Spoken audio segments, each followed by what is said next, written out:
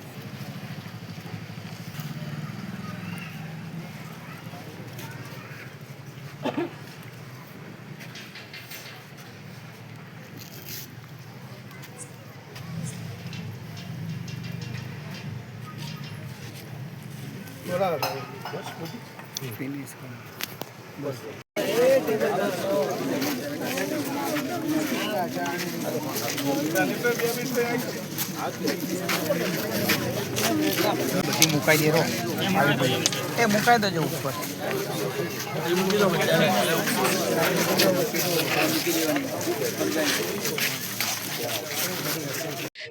जो 22 તારીખના દિવસે પહેલગામના અંદર जो આતંકવાદી હુમલો થયો છે, જે અહેવાનોએ માસૂમો પર હુમલો કર્યો છે તેને અમે વખોડી કાઢીએ છીએ અને માસૂમ જે શહીદ થઈ ગયા છે તેમની યાદના અંદર અમે અમારા પ્રધાનમંત્રી નરેન્દ્ર મોદીને કહે એમને કડકમાં કડક સજા થવી જોઈએ.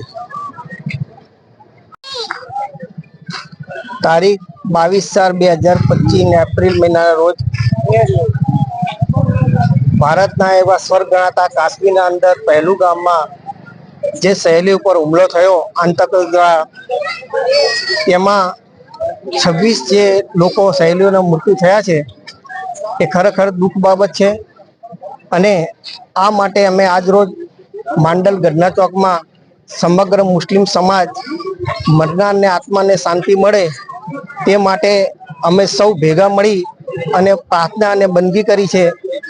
અને જે લોકોએ આ કૃત્ય કર્યું છે એમને સખ્તમાં સજા મળે અને મરનારને આત્માને શાંતિ મળે એ માટે અમે 2 મિનિટ માટે પ્રાર્થના કરેલ છે.